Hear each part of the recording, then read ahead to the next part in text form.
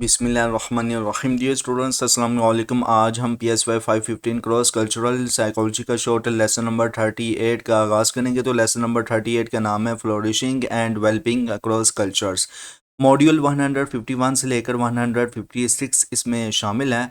और कुछ स्टूडेंट्स मुझसे शिकायत करते हैं इस हवाले से कि सर आपके लेक्चर जो है वो 40-50 मिनट्स के होते हैं।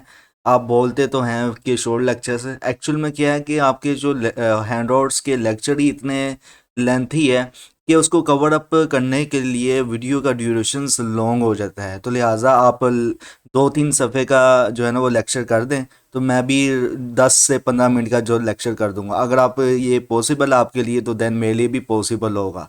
तो लिहाजा आप मुझे ये ना कहा करें कि सर लेक्चर जो है वो शॉर्ट कर दें, ये कर दें, वो कर दें, फिर आपका जो है ना वो इंफॉर्मेशन गैप जिस तरह होता है ना जनरेशन गैप, इसी तरह इंफॉर्मेशन गैप जो होता है ना वो आपकी अंडरस्टैंडिंग क्लियर नहीं कर पाएगा। इसलिए मैं हर एक चीज़ को कवर कर रहा होता हूँ।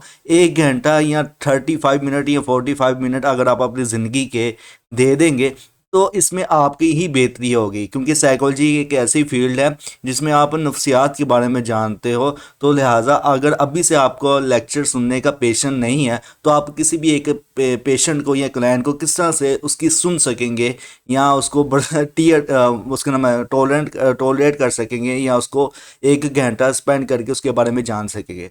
तो ये समझ लें कि आप नफ्सियात के बारे में जान रहे हो, फिर एट दी फ्यूचर आप क्लाइंट की नफ्सियात के बारे में जानेंगे। ओके, तो लेसन में मतलब कि लेसन नंबर 38 में जो मॉड्यूल है 151 से लेकर 156 इसमें शामिल है। और लेसन बहुत इंटरेस्टेड है क्योंकि इसमें आपको बताया गया है कि किस तरह से डिफरेंट कल्चर्स में सेहत होती है और किस तरह से सेहत आगे बढ़ाई जा सकती है। लेसन नंबर 38 में ओवरऑल बताया गया है। तो लेसन का आगाज़ करने से पहले मेरी रिक्वेस्ट है उन साइकोलॉजी के स्टूडेंट्स से जिन्होंने अभी तक साइकोलॉजिस्ट कम्युनिटी यूट्यूब चैनल को सब्सक्राइब नहीं किया, तो kindly please psychologist community YouTube channel को सब्सक्राइब कर दें, वीडियो को लाइक करें, क्लासमेट के साथ शेयर करें। और अगर आप मॉडर्न और इस्लामिक साइकोलॉजी के हवाले से जानने में इंटरेस्टेड है तो Inner Psychoflix YouTube channel powered by psychologist community, इसी वीडियो के डिस्क्रिप्शन में आपको इनर साइकोफ्लिक्स यूट्यूब चैनल का लिंक भी मिल जाएगा। और आप हमें इंस्टाग्राम, टिकटॉक, ट्विटर और फेसबुक में भी फॉलो कर सकते हैं। इसी वीडियो के डिस्क्रिप्शन में आपको इंस्टाग्राम, टिकटॉक, ट्विटर और फेसबुक का लिंक भी मिल जाएगा। लेसन के आगाज में मॉड्यूल जो है 151 ऑन ह्यूमन फ्लोरिशिंग के नाम से है। तो इसमें आपको बताया गया है कि ह्यूमन फ्लोरिशिंग का मतलब है कि अपनी ज़िंदगी को अच्छी तरह से ना जीना, जिसमें हर चीज़ में बेहतरी हो, चाहे वो सेहत हो, खुशी हो या अपनी ज़िंदगी का मकसद पूरा करना हो। डॉक्टर टेलर वेंडरविल ने ना, जो कि एक मशहूर एपिडेमियोलॉजिस्ट हैं, ह्यूमन फ्लोरिशिंग को ना इस तरह से डिफाइन करते हैं कि हर तरीके से ना अच्छी तरह से जीना। और ये सिर्फ ना जिस्मानी सेहत का नहीं है बल्कि ना अपनी ज़िंदगी का मकसद पूरा करना, खुशी महसूस करना और ज़िंदगी में स्टेबिलिटी रखना भी इसमें शामिल है। ओके, और 6 डोमेन्स ऑफ ह्यूमन फ्लोरिशिंग मतलब कि 6 किस्म की डोमेन्स हैं इंसानी ज़िंदगी को बेहतर तरीके से जीने का जो है ना वो डोमेन्स बताती हैं।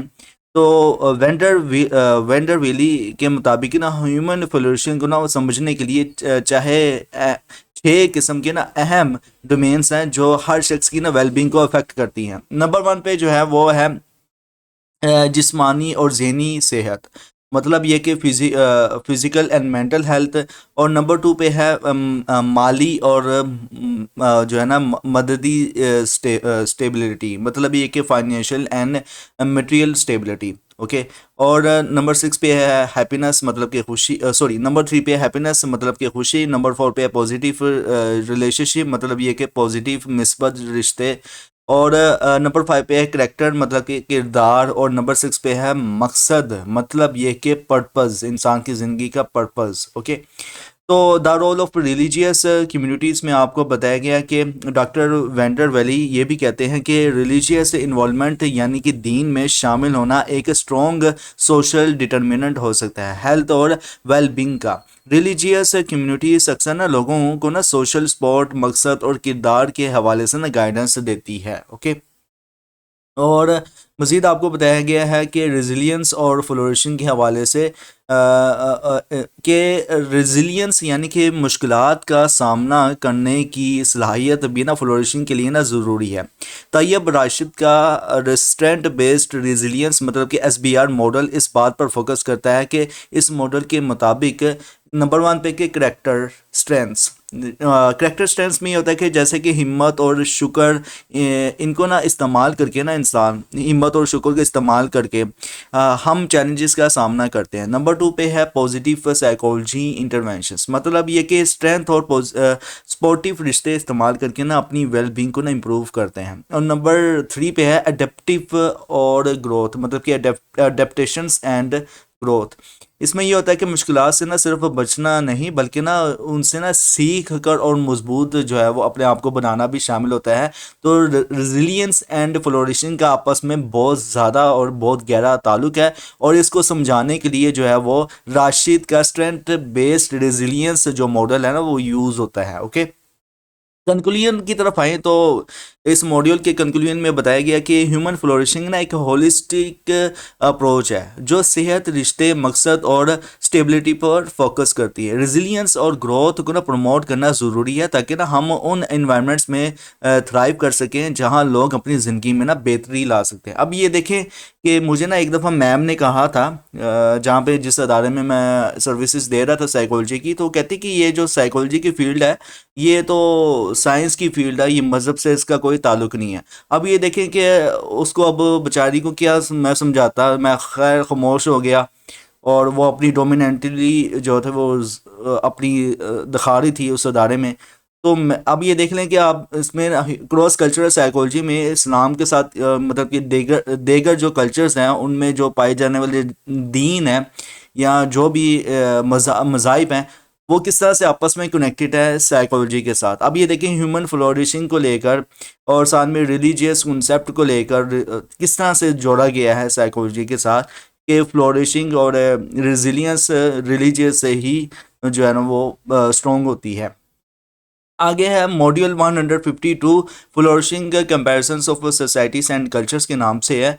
तो इसमें आपको बताया गया कि ये मॉड्यूल जो है ना वो ह्यूमन फ्लोरिशिंग इन क्रॉस कल्चरल सेटिंग्स आर्टिकल्स की समरी है जो डोरोटा विजिक, बिलो वाल्स का, एलियन मैकनीली और टाइलर जे वेंडर वेली ने ना लिखा था। अच्छा, ये जो आर्टिकल है ये आपको साथ में लिंक भी दे दिया गया, आप इस पर क्लिक करके आर्टिकल को पढ़ भी सकते हैं। इनका जो आर्टिकल है अजीब अजीब नाम बताए हैं, समरी आर्टिकल की दी हुई है आपको इस मॉड्यूल नंबर 152 के अंदर।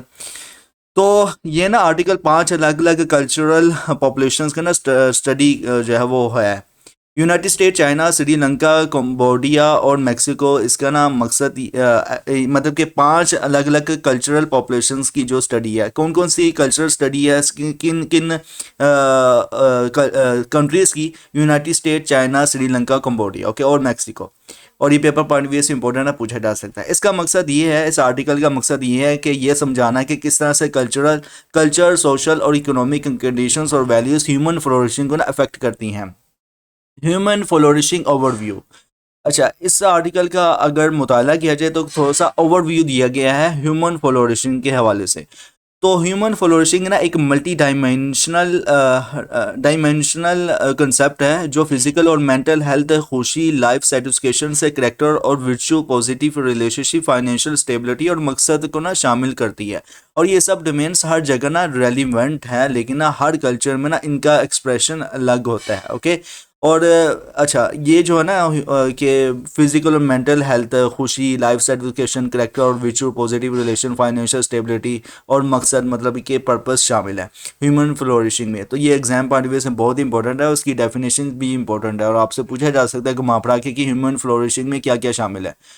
अच्छा, की फाइंडिंग्स फ्रॉम कंपैरेटिव स्टडी की बात की जाए तो यूनाइटेड स्टेट आता है। तो यहाँ के ना लोग फाइनेंशियल स्टेबिलिटी में ना सबसे ज़्यादा आगे हैं, लेकिन ना फ्लोरिशिंग के बाकी डोमेन्स में ना कम स्कोर किए हैं सिवाय खुशी और लाइफ सर्टिफिकेशंस के। चाइना की बात की जाए इस आर्टिकल में, जब बताया गया है कि ये जो हमने आर्टिकल ऊपर इस मॉड्यूल का ये जो लिंक दिया गया है, इस आर्टिकल में ना चाइना की जो स्टडी हुई थी तो उसमें ये हुआ कि यहाँ के ना लोग मतलब कि चाइना के लोग ना सोशल रिलेशनशिप और हेल्थ डोमेन्स में ना अच्छे स्कोर्स जो थे उन्होंने हासिल किए थे। कंबोडिया की अगर बात की जाए तो करेक्टर और वर्चुअल लाइफ सर्टिफिकेशंस और खुशी काफ़ी हाई थी कंबोडिया के लोगों में।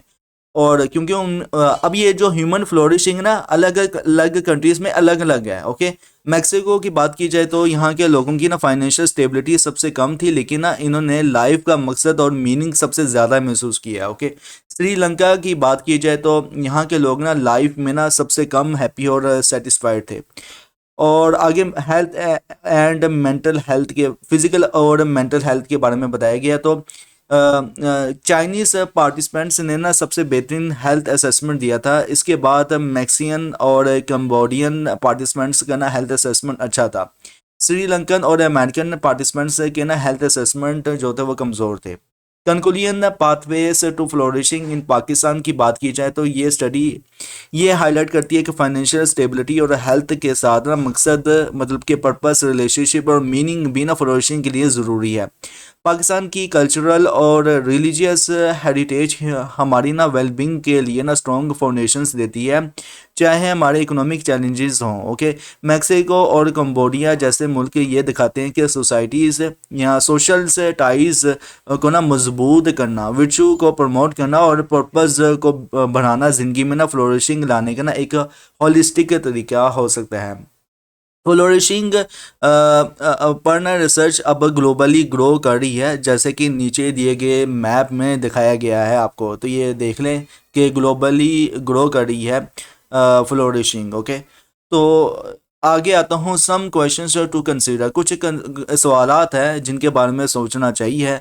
अ, और ये इन सवालों के जवाब आप मुझे कमेंट्स में देंगे स्टूडेंट्स। अच्छा, पहला जो सवाल है वो ये कि क्या हम फ्लोरिशिंग कर रहे हैं, हमारी सोसाइटी फ्लोरिशिंग कर रही है।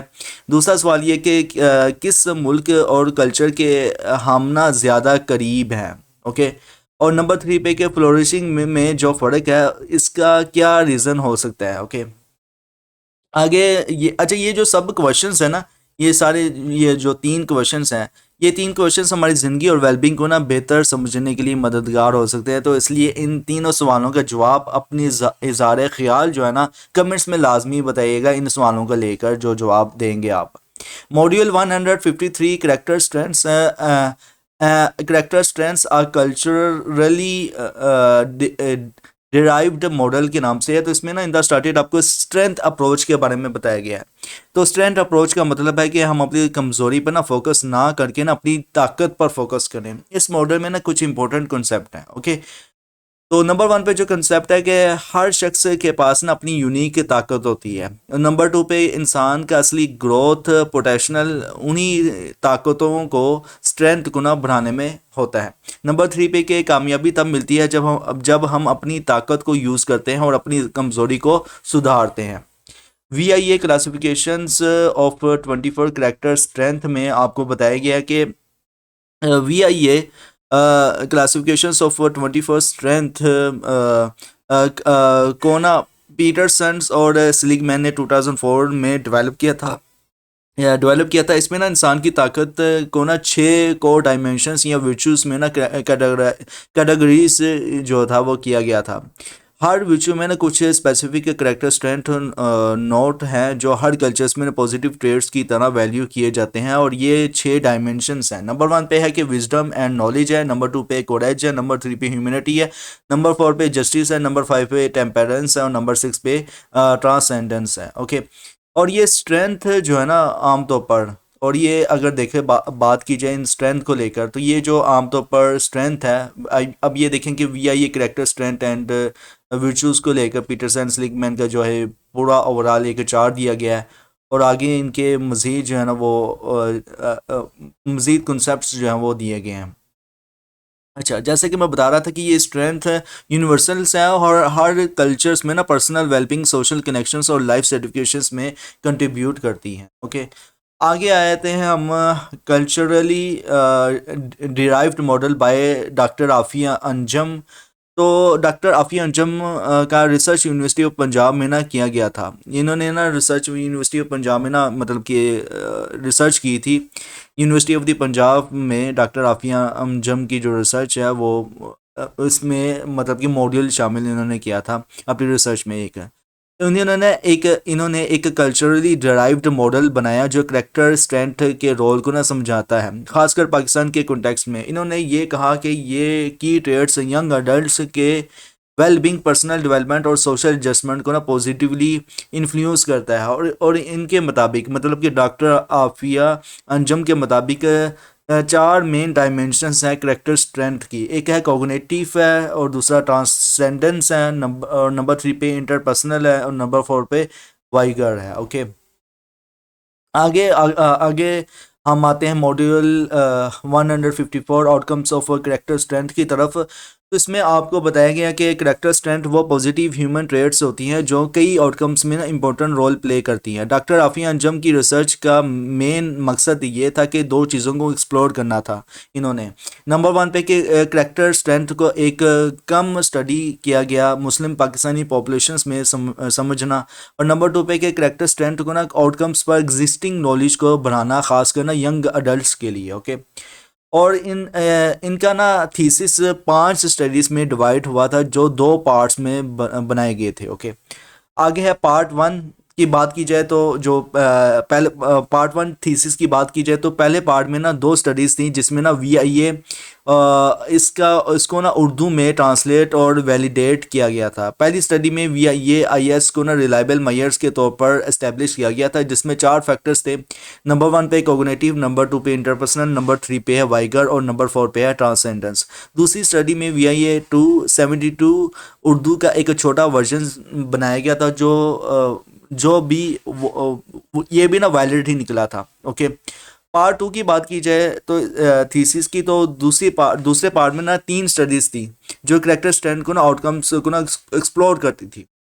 नंबर 1 पे कि तीसरी स्टडी ने करेक्टर स्ट्रेंथ और सब्जेक्टिव वेलबींग मतलब के SWB सब्जेक्टिव वेलबींग, ठीक है ना, एग्जाम पढ़ी हुई से इंपॉर्टेंट है। SWB का मतलब ये है कि स्ट्रेंथ मतलब कि स्ट्रेंथ और सब्जेक्टिव वेलबींग। ओके, और यूनिवर्सिटी एडजस्टमेंट के बीच में ना सिग्निफिकेंट डायरेक्ट और इनडायरेक्ट रिलेशनशिप दिखाया था। और नंबर 2 पे ये कि मतलब कि चौथी स्टडी ने ना ये दिखाया था कि करेक्टर स्ट्रेंथ क्लिनिकल और कम्युनिटी सैंपल्स के बीच में ना वेलबींग को डिफ्रेंशिएट कर सकती है। नंबर 3 पे के 5वीं स्टडी में ये हुआ था कि एक्सप्लोर किया गया था कि करेक्टर स्ट्रेंथ का ना एंटी सोशल और प्रो सोशल बिहेवियर से ना क्या ताल्लुक है, और ये देखा गया कि जो लोग ना करेक्टर स्ट्रेंथ रखते हैं इनका बिहेवियर आउटकम से बेहतर होता है। ओके, ओवरऑल ये जो स्टडी थी, ओवरऑल रिसर्च ये सुजेस्ट करती है, इनकी जो स्टडी है रिसर्च स्टडी ये सुजेस्ट करती है कि करेक्टर स्ट्रेंथ वाइटल ट्रेड्स हैं जो wellbeing, mental health, self efficacy और कॉलेज एडजस्टमेंट को ना इन्फ्लुएंस करती है और यंग अडल्ट्स में। ओके, इस रिसर्च में ना क्रॉस कल्चरल कंसिस्टेंसी भी दिखाई गई थी, और फ्यूचर रिसर्च और प्रैक्टिकल से इम्प्लीकेशंस यूथ डेवलपमेंट के लिए दिया गया था। और अगर इस रिसर्च के की आउटकम्स की बात की जाए तो मतलब कि क्या क्या बेनिफिट मिले थे इस रिसर्च स्टडी से, तो की आउटकम्स में ये शामिल था, बेनिफिट्स में ये शामिल था कि बेहतर वेलबींग हुई थी, मेंटल हेल्थ में जो है वो सुधार जो था वो मिला था, प्रो सोशल बिहेवियर्स का जो होना है वो जानने को मिला था, कॉलेज एडजस्टमेंट में इम्प्रूवमेंट के हवाले से जानने को मिला था। लेकिन कुछ स्ट्रेंथ्स यूनिवर्सिटी में आने के बाद कम भी हो सकती हैं। ओके, कंक्लूजन की बात की जाए तो इसमें बताया गया कि करेक्टर स्ट्रेंथ वो एसेंशियल ट्रेड्स हैं जो वेलबींग, सोशल बिहेवियर्स और पर्सनल डेवलपमेंट को ना प्रमोट करती है, खासकर ना यूथ में, यंगर्स में। ओके, और ये फाइंडिंग्स क्रॉस कल्चरल साइकोलॉजी और एजुकेशन और काउंसलिंग में प्रैक्टिकल एप्लीकेशंस के लिए बहुत इंपॉर्टेंट है। Module 155 study of wellbeing across cultures के नाम से है। तो वेलबींग हर कल्चर्स में ना अलग तरीक़ों से ना शेप होता है जो इनके कल्चरल वैल्यूज़ और बिलीव्स पर डिपेंड करता है। ओके, तो कुछ aspect of wellbeing her cultures में ना कॉमन है, लेकिन कई एस्पेक्ट ऑफ सिर्फ स्पेसिफिक कल्चर्स में भी पाए जाते हैं। और ये मॉड्यूल ये डिफरेंस समझाने की कोशिश करता है और वो फैक्टर्स जो वेलबींग को डिफरेंट सोसाइटीज़ में शेप करते हैं। की कंसेप्ट ऑफ वेलबींग की बात की जाए तो सब्जेक्टिव वेलबींग मतलब ये कि SWB सब्जेक्टिव वेलबींग से ना मुराद ये है कि एक इंडिविजुअल्स अपनी खुशी और लाइफ सर्टिफिकेशंस को कैसे परसीव करता है। नंबर 2 पे अच्छा इसमें ना बताया गया है इंडिविजुअलिस्टिक कल्चर्स के हवाले से। सब्जेक्टिव वेलबींग में क्या होता है कि इंडिविजुअलिस्टिक कल्चर्स भी है और कलेक्टिविस्टिक कल्चर्स भी हैं। तो इंडिविजुअलिस्टिक कल्चर से जैसे कि वेस्ट में ना पर्सनल अचीवमेंट्स और सेल्फ एस्टीम्स हैप्पीनेस का मेन सोर्स है, और कलेक्टिविस्टिक कल्चर्स में ये होता है कि जैसे कि ईस्ट एशिया में ना हैप्पीनेस सोशल हार्मनी और ग्रुप रोल्स को ना फुलफिल करने से रिलेटेड होती है। Okay, cultural models of wellbeing की बात की जाए तो इंडिविजुअलिस्टिक कल्चर्स आता है इसमें सबसे पहले। तो ये कल्चर्स ना पर्सनल सक्सेस और सेल्फ स्टीम्स को ना ज़्यादा इंपॉर्टेंस देता है, जिसकी वजह से ना हायर हैप्पीनेस से रिपोर्ट मिलती है। ओके, कलेक्टिविस्ट कल्चर्स की बात की जाए तो ये कल्चर्स सोशल कोहेजन्स और ग्रुप रोल्स को ना वैल्यू करता है, और हैप्पीनेस इनकी ना रिलेशनशिप और कम्युनिटी बॉन्ड से लिंक्ड होती है। Cultural differences in the self concept and wellbeing की बात की जाए तो वेस्टर्न कल्चर्स में ना सेल्फ स्टीम्स और सेल्फ कंसिस्टेंसी को हैप्पीनेस के लिए ज़रूरी माना जाता है, जबकि कलेक्टिविस्ट कल्चर्स में ना हैप्पीनेस सोशल रिस्पॉन्सिबिलिटी और ग्रुप वेलबींग से आती है। यूनिवर्सल एस्पेक्ट ऑफ वेलबींग की बात की जाए तो हर कल्चर्स में ना कुछ फैक्टर्स हैं जैसे कि हेल्थ, रिलेशनशिप और मटेरियल्स नीड्स वेलबींग के लिए ना यूनिवर्सिटी इंपॉर्टेंट होती है। Okay, cross cultural research findings की बात की जाए तो किम प्रीटो एंड कुकोफ ने 2018 में अपनी रिसर्च की थी, और ये रिसर्च सब्जेक्टिव वेलबींग के यूनिवर्सल और कल्चर स्पेसिफिक एस्पेक्ट को ना हाईलाइट करती है। ब्रेलोवस्काई की जो रिसर्च जो कि 2022 में हुई थी, तो ये रिसर्च ये बताती है कि जर्मन और चाइनीज़ स्टूडेंट्स के बीच ना वेलबींग को समझने का फ़र्क दिखाया गया था इस रिसर्च में, जिसमें जर्मन से हैप्पीनेस को ना पर्सनल फ्रीडम से ना और चाइनीज़ से इसे ना सोशल हार्मोनी से जोड़ते हैं। जोशनालो एट की जो जोशनालो एट आल की जो रिसर्च 2021 में हुई थी, तो ये रिसर्च ना वेलबींग के ना की डिफरेंसेस को समझाती है। नंबर 1 पे है कि हेडोनिक वर्सेस एडेमोनिक। अच्छा, ये हेडोनिक और वर्सेस एडोमोनिक ये आपको ना पॉजिटिव साइकोलॉजी से रिलेटेड है, और ये आपको जब आप PSY 409 कोर्स रखेंगे तो तब आपको हेडोनिक और एडेमोनिक के हवाले से ना डिटेल से जानने को मिलेगा। अच्छा, ये खुशी का मज़ा या मीनिंग से रिलेटेड है। ओके, और self enhancement versus self transcendence personal achievements या ग्रेटर गुड की तरफ कंट्रीब्यूट करना होता है। और इंडिपेंडेंस वर्सेस इंटरडिपेंडेंस मतलब ये कि पर्सनल ऑटोनॉमी या रिलेशनल वेलबींग से है। मटेरियल वर्सेस स्पिरिचुअल मतलब ये कि मटेरियल सक्सेस या स्पिरिचुअल फुलफिलमेंट से है। Issues of measurements and interpretations की बात की जाए तो कल्चरल डिफरेंसेस मेजरमेंट्स को ना इन्फ्लुएंस करते हैं। कुछ कल्चर्स में ना लोग अपनी हैप्पीनेस को ना अंडर रिपोर्ट करते हैं, क्योंकि ना इनके सोसाइटी में ना इसको ज़्यादा एक्सप्रेस करना जो है वो टाबू होता है। ओके, की findings from cross cultural research की बात की जाए तो नंबर 1 पे आता है individualistic cultures report higher happiness. मतलब ये कि ये पर्सनल फ्रीडम्स और अचीवमेंट्स पर ज़्यादा फोकस करती है, जो इनको ना हायर हैप्पीनेस रिपोर्ट्स देने में मदद करते हैं। नंबर 2 पे कि self related attributes influences happiness. मतलब ये कि सेल्फ एस्टीम इंडिविजुअलिस्ट कल्चर्स में ना ज़्यादा इंपॉर्टेंस होते हैं, जबकि ना कलेक्टिविस्ट सोसाइटीज़ में ना सोशल हार्मोनी हैप्पीनेस का सोर्स होते हैं। नंबर 3 पे cultural differences in cues for happiness. मतलब ये है कि हर कल्चर्स में हैप्पीनेस को ना मेजर करने के लिए अलग क्यूज यूज़ होते हैं, जो इनके कल्चरल वैल्यू से इन्फ्लुएंस्ड होते हैं। अगर नताइज की बात की जाए, कंक्लूजन की बात की जाए तो वेल बींग यूनिवर्सल और कल्चर स्पेसिफिक फैक्टर्स दोनों से ना शेप्ड होते हैं, और ये डिफरेंसेस समझना ज़रूरी है ताकि ना हम कल्चरली सेंसिटिव अप्रोचेस डेवलप कर सकें जो वेल बींग को इन्हेंस कर सकती हैं। अच्छा, आपको ना मज़ीद आर्टिकल्स दिए गए हैं, रिसर्च पेपर्स दिए गए हैं ताकि आप स्टडी कर सकते हैं। और रिकमेंडेड रीडिंग्स जो है वो इसमें आपको हवाले दिए गए हैं। आप इन 3 रिसर्च पेपर्स को, रिसर्च स्टडीज़ को आप जो है वो डिटेल से जो है वो स्टडी कर सकते हैं। ओके, तो आप ये जस्ट आप इसको कॉपी करें और गूगल्स में जाके पेस्ट करते हैं तो आपको आर्टिकल्स मिल जाएंगे इनके। Module 156 happiness and contentment the case of Bhutan and Skardu क्या बताया गया है। तो इसमें ना आपको बताया गया है कि सबसे पहले कि हैप्पीनेस और कंटेंटमेंट हर रीजन्स और कल्चर्स में ना अलग होती है। इस मॉड्यूल में ना हम 2 यूनिक रीजन्स भूटान और स्कर्दू को एक्सप्लोर करते हैं ताकि ना समझ सकें कि किस तरीके से कल्चरल इन्वायरमेंट्स और गवर्नेंस फैक्टर्स हैप्पीनेस और वेलबींग में ना कंट्रीब्यूट करते हैं। भूटान ग्रोस नेशनल हैप्पीनेस मतलब कि GNH इंडेक्स क्या कहता है।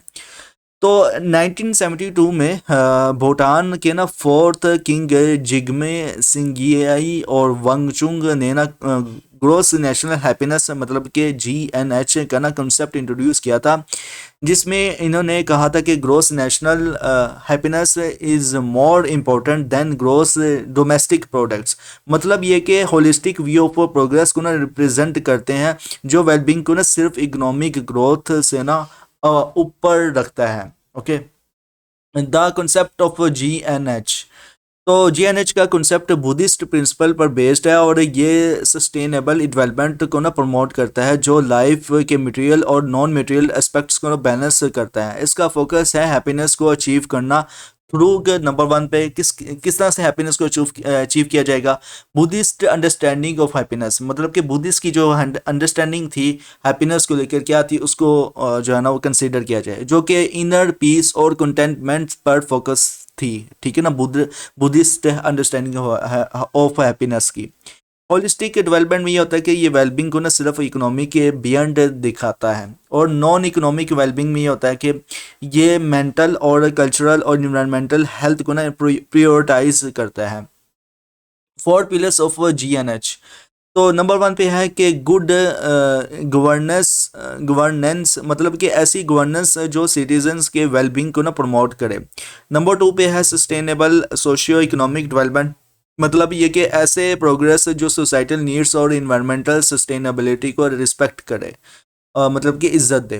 कल्चरल प्रेजर्वेशन में ये होता है कि ट्रेडिशनल प्रैक्टिसेस और बिलीव्स को प्रोटेक्ट करना होता है। और नंबर 4 पे है इन्वायरमेंटल कंजर्वेशंस मतलब ये कि नेशनल इन्वायरमेंट्स का बैलेंस और प्रोटेक्शन जो है वो शामिल होता है। 9 डायमेंशंस ऑफ GNH की बात की जाए तो 9 तरह की डायमेंशंस है, एग्जाम पॉइंट ऑफ व्यू से बहुत इंपॉर्टेंट है।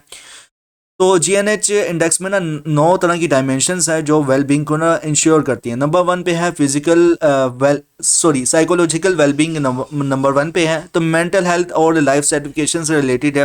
नंबर 2 पे हेल्थ मतलब कि फिजिकल वेलबींग और हेल्थ केयर एसेस। नंबर 3 पे जो डायमेंशंस है एजुकेशन है इसका नाम, तो एजुकेशन की एसेस और क्वालिटी को देखा जाता है। टाइम यूज़ में ये होता है कि वर्क लाइफ बैलेंस और लिश्योर टाइम है। और नंबर 5 पे कल्चरल डाइवर्सिटी एंड रेजिलियंस है मतलब ये कि कल्चरल आइडेंटिटी और प्रैक्टिसेस को प्रिजर्व करना होता है। नंबर 6 पे good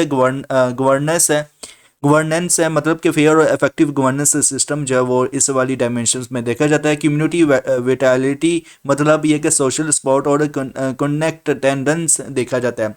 ecological diversity and resilience में ये होता है कि इन्वायरमेंटल प्रोटेक्शंस और बायोडाइवर्सिटी देखा जाता है। लिविंग स्टैंडर्ड्स में ये होता है कि इकोनॉमिक स्टेबिलिटी और रिसोर्सेज की असेसमेंट देखी जाती है। स्कर्दू केस ऑफ कंटेनमेंट की बात की जाए तो उसमें बताया गया कि स्कर्दू जो पाकिस्तान के नॉर्दर्न रीजन्स में है को ना भूटान के कंपैरिजन में ना कंटेनमेंट और सिंपलिसिटी के लिए ना जाना जाता है। यहाँ लोगों में ना एक स्ट्रॉन्ग सेंस ऑफ कंटेनमेंट है जो इनके ना नेचर के साथ कनेक्टेड है। क्लोज नाइट कम्युनिटीज़ और अर्बन एरियाज़ को ना कंपैरिजन में स्लोअर पीस ऑफ लाइफ की वजह से हो सकता है। और ये पिक्चर दी गई है स्कर्दो के लोगों की। अच्छा, मज़ीद आपको कंपैरिजन्स टू भूटान मतलब कि स्कर्दों के लोगों का भूटान के साथ कंपैरिजन्स के हवाले से बताया गया। तो नंबर 1 पे है कल्चरल वैल्यूज़ मतलब ये कि भूटान की तरह स्कर्दू में भी कल्चरल प्रेजर्वेशन और कम्युनल वेलबींग को ना ज़्यादा इंपॉर्टेंस दी जाती है। नंबर 3 पे कनेक्शंस विद नेचर, मतलब ये कि सरकर्दू का ना प्रेजिस्टाइंस इन्वायरमेंट में ना वेलबींग में ना कंट्रीब्यूट करता है, जो भूटान के इन्वायरमेंटल कंजर्वेशन की तरह है। नंबर 3 पे lack of formal wellbeing measures है, मतलब ये कि भूटान के कंपैरिजन में ना स्कर्दू में फॉर्मल वेलबींग मैयर नहीं है, लेकिन यहाँ के लोग ना अपनी ज़िंदगी से ना ज़्यादा कंटेंट लगते हैं। कंक्लूजन की बात की जाए तो भूटान और सरकर्दू दोनों ना अपने यूनिक इंसाइट देते हैं हैप्पीनेस के कॉन्सेप्ट को समझने में। भूटान का GNH एक ना फॉर्मलाइज्ड और होलिस्टिक अप्रोच है, जो जब के ना स्कर्दू अपने नेचुरल इन्वायरमेंट और कल्चरल रिचनेस के थ्रू ना कंटेनमेंट का ना एक इनफॉर्मल मॉडल दिखाता है।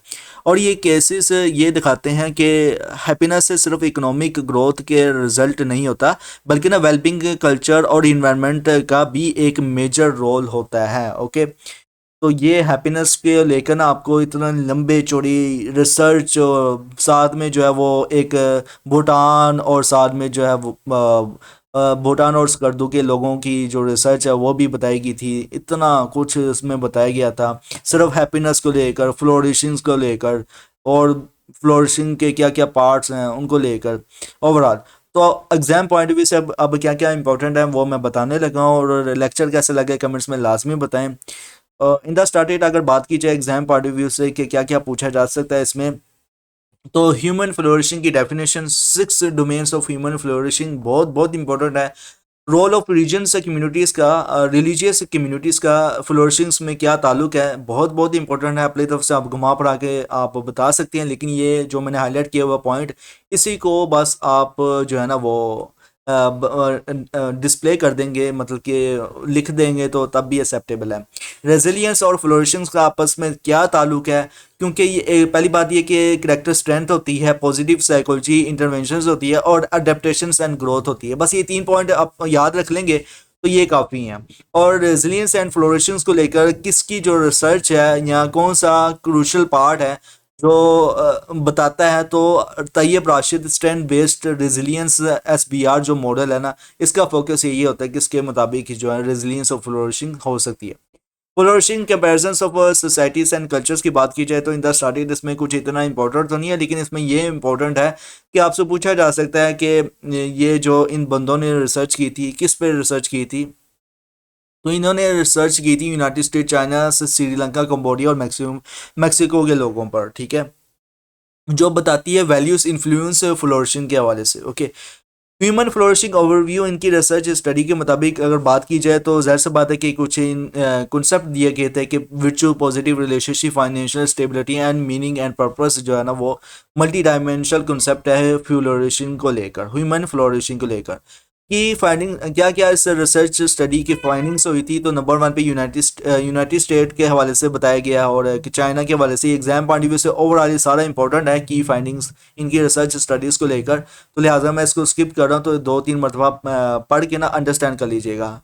जैसे कि मैं यहाँ पे एक सवाल क्रिएट करता हूँ MCQs के हवाले से, शॉर्ट लॉन्ग क्वेश्चंस के हवाले से, कि यहाँ पे character and virtual long with life certifications and happiness where relative higher किन लोगों में थी, श्रीलंका में थी, मैक्सिको में थी, कंबोडिया में थी, चाइना में थी या यूनाइटेड स्टेट में थी। तो मैं अपने जहन में मैंने जब बैठा लिया कि ये करेक्टर एंड वर्चुअल जो थी वो लाइफ सर्टिफिकेशंस को लेकर और हैप्पीनेस को लेकर जो ज़्यादा पाई गई थी वो कंबोडिया के लोगों में पाई गई थी। ठीक है, तो इस तरह से घुमा फिरा के आपसे पूछा जा सकता है।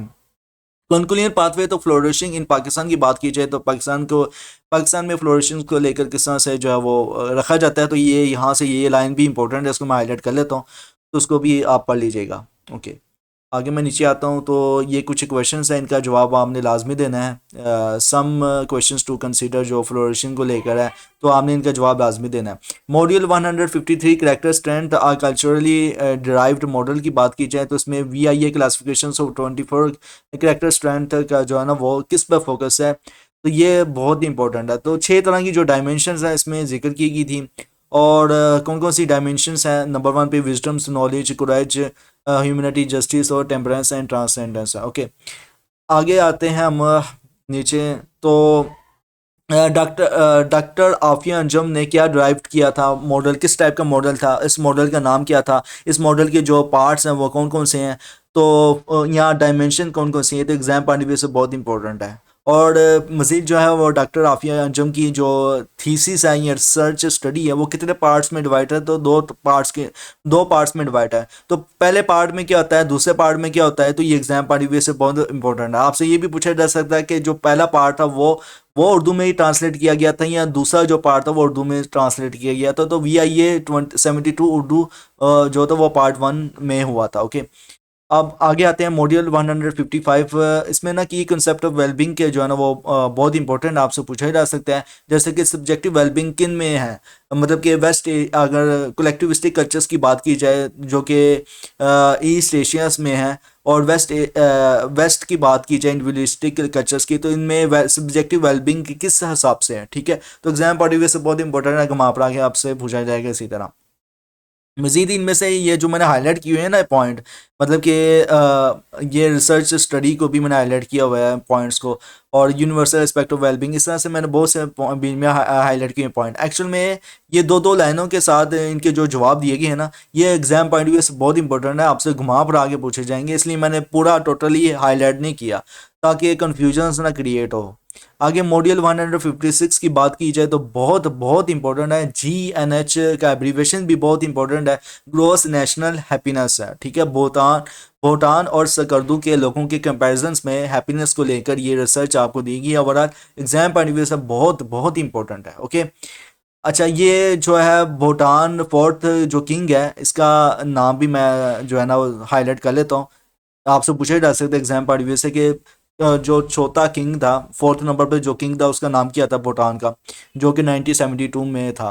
तो ये जिग्मे सेंग्याई वांगचुक नाम था इसका। Okay, exam point of view से बहुत इंपॉर्टेंट है। आगे स्कर्दू का भी देखा जाए तो जो कंपैरिजंस है वो भी पूछा जा सकता है, स्कर्दू और भूटान का जो है कंपैरिजंस आप अपने लफ्ज़ों में बताएं, तो ये बस आपने की पॉइंट्स याद कर लेने हैं और अपने लफ्ज़ों में बस बता देना ओवरऑल। तो इस तरह से आपका इंशाल्लाह ये पेपर भी बहुत आसान होगा इस लेक्चर्स को लेकर। ओवरऑल ये था आपका लेसन नंबर 38। इंशाल्लाह मिलते हैं नेक्स्ट लेक्चर में। Till then thank you so much, अल्लाह हाफिज़।